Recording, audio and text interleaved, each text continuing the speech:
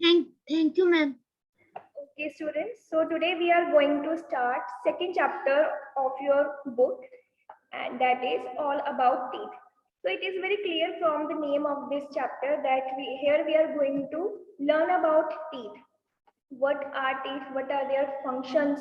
And what are the types of teeth? And how you can take care of your teeth? Everything we will learn in this chapter. Okay. So teeth are the part of our body, and it is a very important part of our body. Okay और जो भी हमारी body का part है उसका कोई ना कोई काम डेफिनेटली होता ही है हमारी बॉडी में, ठीक है। सिमिलरली टीथ का भी काम है। सो जो काम वर्ड है ना, वर्क, उसके लिए हम साइंस में वर्ड यूज करते हैं फंक्शन, फंक्शंस ऑफ टीथ। जैसे आपने फूड चैप्टर में किया था functions of food. So what are the functions of teeth? यहाँ पे लिखा है च्यूइंग। च्यू करने के लिए हम फूड जो खाते हैं, हमें ऐसे तो नहीं हम उसको स्वेलो कर देते, हमने जैसे एक बाइट ली, हम ऐसे नहीं स्वेलो करते, पहले हम उसको च्यू करते हैं कुछ टाइम के लिए। और वो च्यूइंग कौन करता है? टीथ करते हैं। ये तो आप सबको पता था कि च्यू करने में हेल्प करते हैं, ठीक है। यहाँ पे आप लिख भी सकते हो अपनी बुक पे, otherwise it is the last line of your first paragraph. Chewing is the most important function of teeth. इसको आप अंडरलाइन कर सकते हो, ओके। एंड और क्या है? स्पीकिंग। स्पीकिंग के लिए ये सोच के आप बहुत हैरान हो रहे होंगे कि स्पीकिंग में कैसे हमारे टीथ हेल्प करते हैं। कुछ लेटर्स हैं जो कि हम टीथ की हेल्प से बोलते हैं, ठीक है। जैसे आप सब म्यूट रहकर ही बोल के देखो, त बोल के देखो, त। जब आप त बोलते हो तब आपकी टंग टीथ को टच करती है। अगर आपके टीथ नहीं होंगे तो आप ये लेटर बोल नहीं सकते। ऐसे ही है द भी जब आप बोलते हो तब भी आपकी टंग टीथ को टच करती है। थ भी जब आप बोलते हो तब भी आपकी टंग टीथ को टच करती है। तो ये आपको स्पीकिंग में हेल्प करती है। तो यहाँ पे आप लिख भी सकते हो help in speaking, okay. And the third major function of teeth is shaping the face. आपने कभी ओल्ड पीपल को देखा है? ओल्ड पीपल जिनके टीथ गिर चुके होते हैं, उनका फेस कैसे होता है? उनका यहाँ से चीज अंदर को चली जाती है, क्योंकि उनके माउथ में अब टीथ नहीं है। तो टीथ जो होते हैं वो हमारे फेस को शेप देती है। यहाँ पे देखो आपके जो फर्स्ट पैराग्राफ है उसकी सेकंड, जब आप सेकंड लास्ट लाइन जाते हैं, च्यूइंग से बिल्कुल ऊपर लिखा है they also give shape to the face. ये भी आप अंडरलाइन कर सकते हो, ठीक है। ये इसको भी अंडरलाइन करो। So chewing, speaking and shaping the face are the three functions of teeth. Chewing मतलब चबाना, speaking मतलब बोलना, shaping the face means face को shape देता है, ओके। तो ये teeth के काम है हमारी बॉडी में। मैम कहाँ पर अंडरलाइन करना? जहाँ पे बच्चे आपको दिख रहा है आप वहां पे अंडरलाइन कर सकते हो, अगर नहीं भी दिख रहा है देन इट्स ओके। आप समझने पे ध्यान दो, ओके, समझना है आपको। तो यहाँ पे देखो मैंने लिखा है मिल्क टीथ। जो सेकंड पैसेज है आपकी बुक में वहां पे लिखा है 2 सेट्स ऑफ टीथ। इसका क्या मतलब है? आप सब एक स्टेज से गुजरे हो, आप सब 9, 10, 11 एज के होंगे, ठीक है मोस्टली। और आप कौन सा पेज नंबर? पहले टीथ थे जब आप बच्चे थे, ठीक है, वो टीथ आपके गिर गए हैं। गिरने को यहाँ पे हम बोलते हैं इरप्ट होना, ERUPT, इरप्ट होना, ठीक है। वो टीथ आपके जो पहले थे वो इरप्ट हो गए हैं, उसकी प्लेस पे आपके माउथ में न्यू टीथ आए हैं। ये सबके साथ हुआ है, हो चुका है। Most of you have replaced all of your old teeth, सबके हो चुके होंगे, ठीक है। तो जो पहले आपके टीथ थे जो इरप्ट हो गए हैं वो थे मिल्क टीथ, ठीक है। उन टीथ को क्या बोलते हैं? मिल्क टीथ बोलते हैं। और जो अभी आपके माउथ में है, जो बाद में आए हैं, वो है परमानेंट टीथ, ओके। तो ये 2 सेट है टीथ के जो आप पोजेस करते हो थ्रू आउट योर लाइफ। जब अगर आपके सपोज कभी आपका ये वाले टीथ गिर जाएंगे तो ये रिप्लेस होके कोई और टीथ नहीं आएगा, ठीक है, क्योंकि ये आपके परमानेंट टीथ है। परमानेंट वर्ड क्या होता है? परमानेंट मीन्स जो एवरलास्टिंग, जो हमेशा रहता है। Permanent means everlasting. Okay, so two set of teeth are milk teeth and permanent teeth. तो यहाँ पे देखो मैंने क्या लिखा है, अपीयरेंस। अपीयरेंस मतलब ये कब आने स्टार्ट होते हैं? जब बेबी न्यू बॉर्न होता है तब उसके माउथ में कोई टीथ नहीं होते हैं, है ना।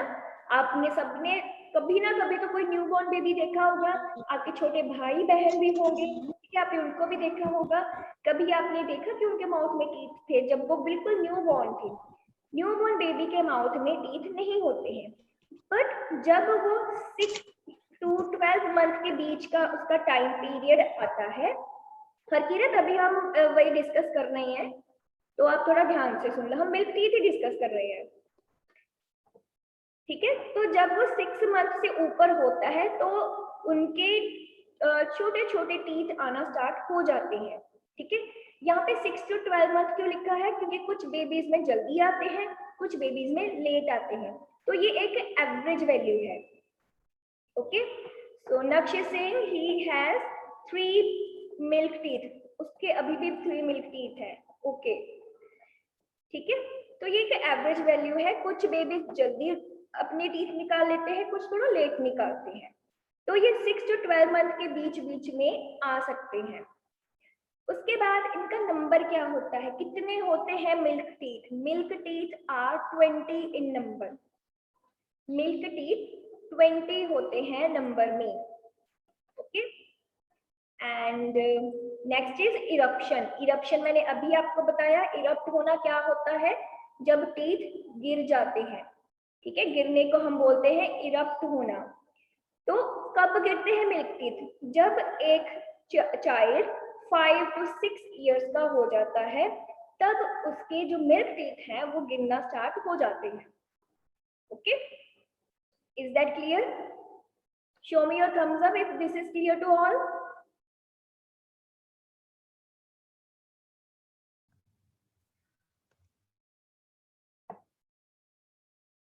अब बच्चे चैट बॉक्स में भी यस लिख सकते हो अगर ये आपको क्लियर है, ठीक है। मिल्क टीथ कब आना शुरू हो जाते हैं? जब बेबी 6 to 12 मंथ के होते हैं। कितने होते हैं? 20 होते हैं नंबर में। और इरप्ट कब होते हैं, गिरते कब हैं? जब एक बच्चा 5 ईयर से ऊपर हो जाता है, तब उसके गिरने स्टार्ट हो जाते हैं और उसकी प्लेस पे न्यू टीथ आती है। तो उसके बाद हम पढ़ेंगे परमानेंट टीथ के बारे में, ठीक है। अब इनकी अपीयरेंस कब होती है? यहाँ पे क्लियरली लिखा हुआ है, after milk teeth starts at the age of 5 or 6 year. मिल्क टीथ गिरते कब है? 5 और 6 की एज में। तो परमानेंट टीथ कब आएंगे? जब मिल्क टीथ गिर जाएंगे 5 और 6 की एज में, ठीक है। परमानेंट टीथ के नंबर ज्यादा होते हैं, परमानेंट टीथ 32 होते हैं, ठीक है, नंबर में 32 होते हैं। और ये कंप्लीट कब होता है सेट? कंप्लीट होना मतलब जब सारे मिल्क टीथ गिर गए हैं और परमानेंट टीथ ने उनको रिप्लेस कर लिया है। ये कब किस स्टेज में होता है? 12 to 13 एज। परविंदर कौर बच्चे म्यूट योरसेल्फ, ठीक है। कब गिरते हैं ये? 12 to 13 की एज में ये कंप्लीट हो जाता है, ठीक है। और ये इरप्ट नहीं होते, ये परमानेंट सेट है। ओके, तो बुक में जहां पे आपके पास है ये पैसेज, वहां पे लिखा है ना, when babies are about 6 to 12 months old. यहाँ पे आप 6 to 12 को अंडरलाइन कर लो ताकि आपको बुक खोलते ही पता चल जाए कि कब होते हैं, कब आते हैं मिल्क टीथ। यहाँ पे 6 to 12 को अंडरलाइन कर लो, ठीक है। प्राइमरी मिल्क टीथ के नीचे लिखा है 20 इन नंबर, उसको अंडरलाइन कर लो। अच्छा, यहाँ पे प्राइमरी वर्ड भी यूज किया गया है। प्राइमरी वर्ड का मतलब क्या होता है? पहला।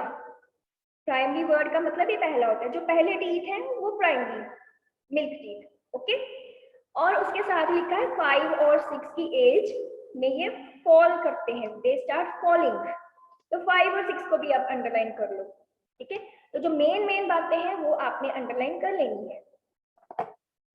नेक्स्ट पेज पे जहाँ पे लिखा है सबसे पहले सबसे फर्स्ट लाइन में बाय अबाउट एज 12 और 13, 12 और 13 को अंडरलाइन कर लो। Most kids have lost all their baby teeth and have full set of permanent teeth. Mostly बच्चों के सारे परमानेंट टीथ रिप्लेस कर देते हैं मिल्क टीथ को। ओके, एंड उसके लास्ट लाइन में स्पेसिफिकली क्या 32 इन अ परमानेंट सेट। 32 को आप अंडरलाइन कर लो, क्या नंबर है इनका 32।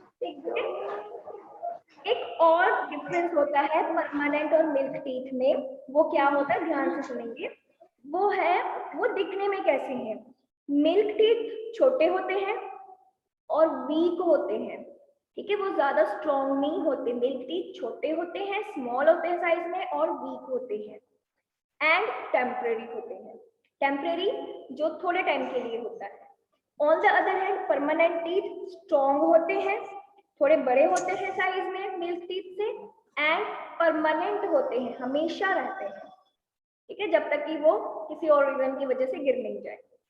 Okay, so these were the differences. अब ये जो पिक्चर आप अपनी स्क्रीन पे देख रहे हो, यहाँ पे परमानेंट और मिल्क टीथ का हमने बनाया है डिफरेंस, ठीक है। ये जो कुछ वर्ड्स देख रहे हो आप नीचे, यहाँ पे कुछ वर्ड्स लिखे हैं। ये वर्ड्स क्या हैं? ये टाइप्स हैं टीथ की जो हम आगे पढ़ेंगे। इनको बोलते हैं incisors, canines, premolars and molars. Okay, तो ये टाइप्स हैं टीथ की। परमानेंट टीथ में चारों टाइप के टीथ होते हैं। मिल्क टीथ में प्री मोलर्स नहीं होते। मिल्क टीथ के सेट में आप येलो कलर के टीथ नहीं देखोगे क्योंकि प्री मोलर्स में वो नहीं होते। ये भी एक रीजन है इनका नंबर कम होने का, ठीक है। तो हम ये आगे पढ़ेंगे इनके बारे में। इससे पहले हम करेंगे स्ट्रक्चर ऑफ टूथ। ओके, आप खोलो पेज नंबर 16 और आप सब अपनी नोटबुक्स भी खोलोगे।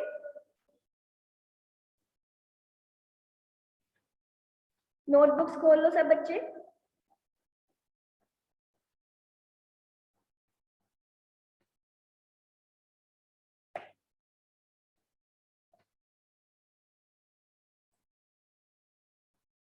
So this is the structure of tooth. आपके बुक में भी है, ये वैसे बुक वाला सेम ही है, तो हमने ये थोड़ा सा डिस्कस करना है, ठीक है। पहले मैं आपको ओनली रफ, फिर हम सब साथ में बनाएंगे।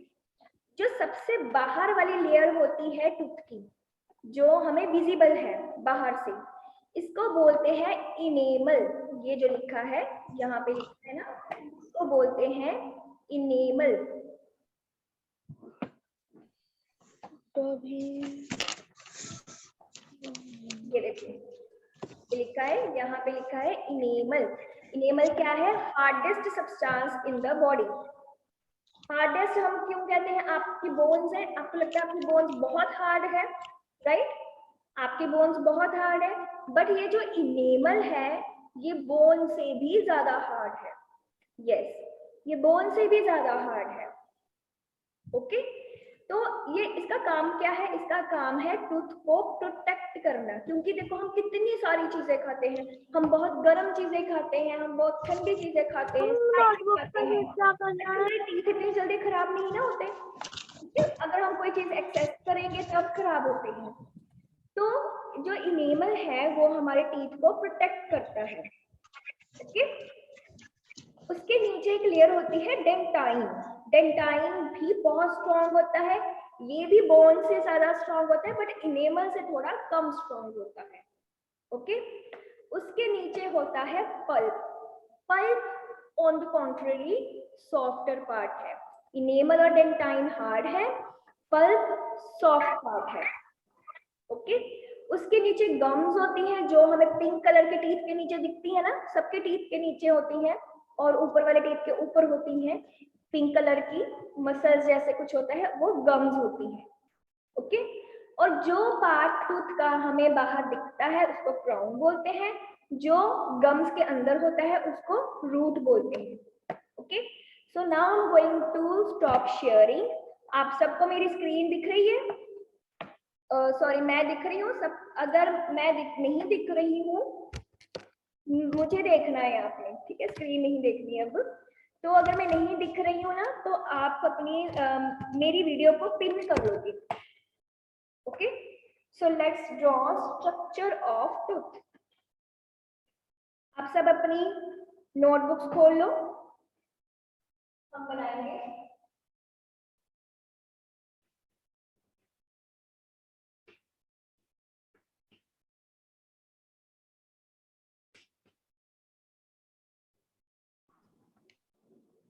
Arishi, stop sharing. Daya ma'am please जो शेयरिंग स्क्रीन का ऑप्शन है उसको डिसेबल कर दो। ओके, तो आपने समझना है हमने कैसे बनाना है। तो सबसे पहले हम आउटलाइन बनाएंगे टूथ की। टूथ के हम नीचे वाले पार्ट से स्टार्ट करेंगे। हम नीचे एक डब्ल्यू बनाएंगे। डब्ल्यू बनाना आता होगा सबको।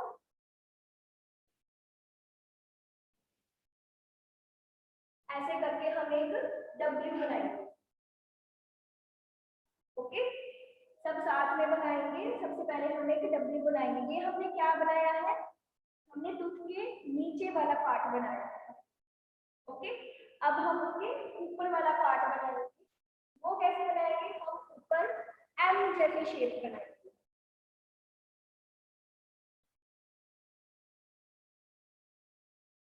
ऐसे करके।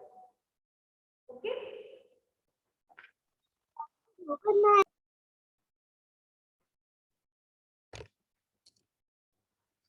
it should be visible to all. तो यहाँ पे सबसे पहले हम इसकी पार्टीशन कर देंगे गम्स की।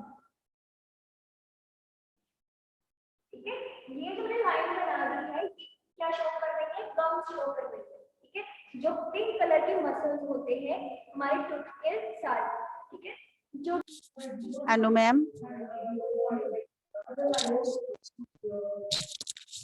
अनु ma'am, you are not audible. बेटा वेट, आप अनम्यूट करके नहीं बोलोगे, ठीक है? आपने म्यूट ही रहना। जितना भी गम के नीचे पार्ट होता है तो हम बोलते हैं root. Okay, this part is known as root. और जितना हमें बाहर विजिबल होता है this is known as crown. जो टूथ का पार्ट हमारे गम्स के अंदर होता है उसको बोलते हैं रूट, और जो हमें ऊपर विजिबल होता है उसको बोलते हैं क्राउन। ओके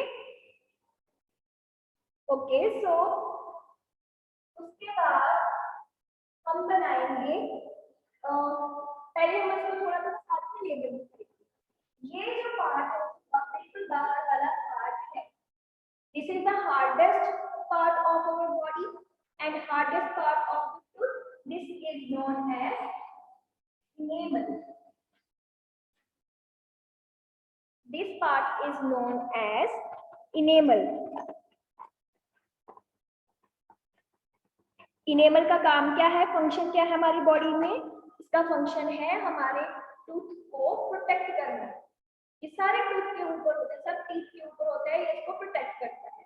अगर enamel खराब हो जाए खराब हो जाएगा। ओके, तो उसके बाद हम बनाएंगे अनदर लेयर जो कि बहुत हार्ड है। उसका क्या नाम है, डेंटाइन। हम अब डेंटाइन बनाएंगे।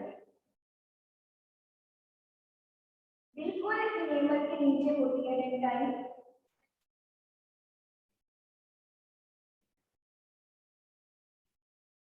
जब आप सब अपनी नोटबुक्स पे बनाओगे, ठीक है, चाहे आप प्रैक्टिस के लिए बना रहे हो चाहे बाद में आप बनाओगे, तो आपने कलर्स यूज करने हैं। क्या कह रहे थे? ऐसे कि जब आप अपनी नोटबुक पे बनाओगे तो आप अपनी क्रिएटिविटी यूज करके इसमें कलर्स फिल करोगे। और ये लेयर आपकी डबल, ठीक है, इसको आप ma'am only white colour.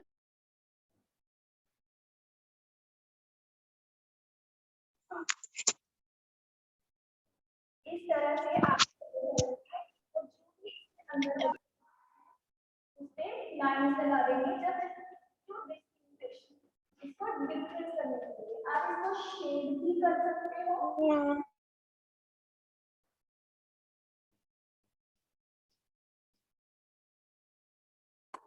Ma'am ये आप ग्रुप पे सेंड करेंगे? मैम मैम आप जैसे लाइंस बना रहे हो मैम हमें भी वैसे बनानी है। मैम आप ये ग्रुप पे सेंड करोगे?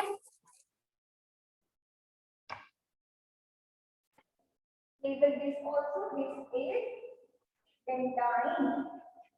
Pentane का भी नाम प्रोटेक्शन देना होता है। ओके, अब इसके जो इनसाइड वाला पोर्शन है, अब दिस पोर्शन ये अब्सॉर्ब pentane सारा कुछ हार्ड होता है and inside pentane is soft now. Okay, और ये जो सॉफ्टर पार्ट है इसका नेम क्या है? Pulp. This is now pulp. अब पल्प का अपना ही काम है, ठीक है। देखो हमारी पूरी बॉडी में ब्लड फ्लो होता है, हमारी टूथ को भी ब्लड चाहिए, ओके। और ये जो ब्लड है इसको कौन पहुंचाता है? Blood vessels. Blood vessels tube होती है हमारी बॉडी में जो जिसमें ब्लड फ्लो करता है। हमारी बॉडी में ऐसे ब्लड फ्लो नहीं करता, ब्लड इसमें फ्लो करता है ब्लड वेसल्स में, और पल्प में ब्लड वेसल्स होती है। ओके, तो अब हम ब्लड वेसल्स बनाएंगे इसमें। I am using pink colour here and blue colour. Blue colour मैं आपको बताती हूँ क्यों।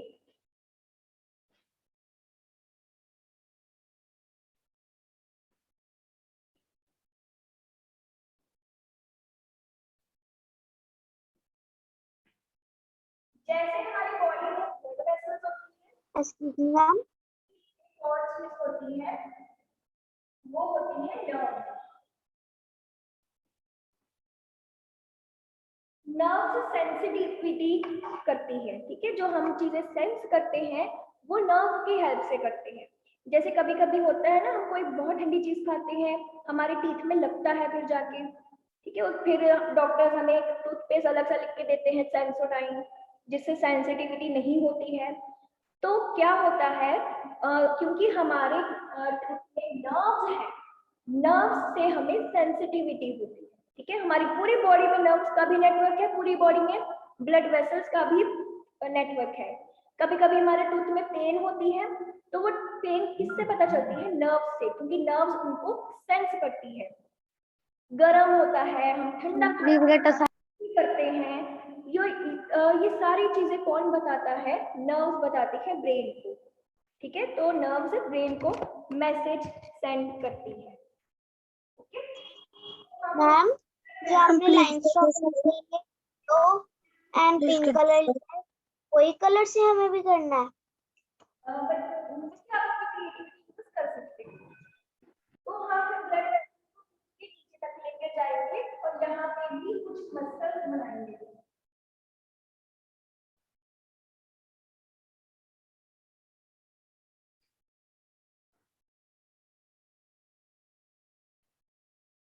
ओके, इस तरीके से। मैम नीचे पिंक कलर से करना है?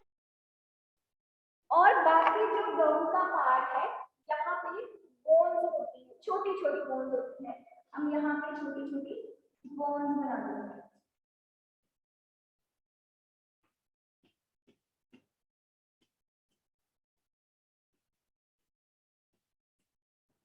ठीक है, और हम इसको भी लेबल करेंगे। ये क्या है? नर्व्स एंड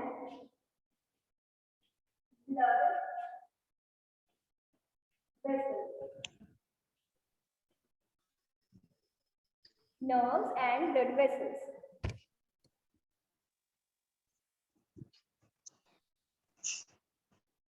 और ये जो हमने छोटी छोटी बनाई है, ये आर बोन्स।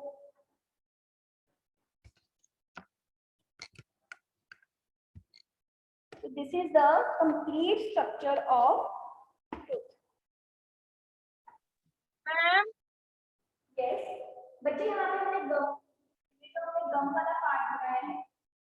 नहीं करना है। Ma'am, your pic is not clear.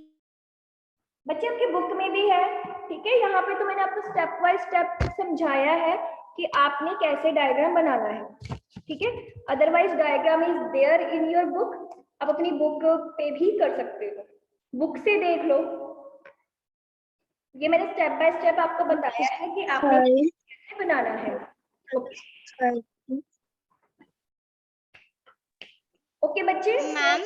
be attentive. Now I'm going to paste a Google form for you for the practice of your previous lesson, ठीक है। तो वो आपने गूगल फॉर्म सॉल्व करना है।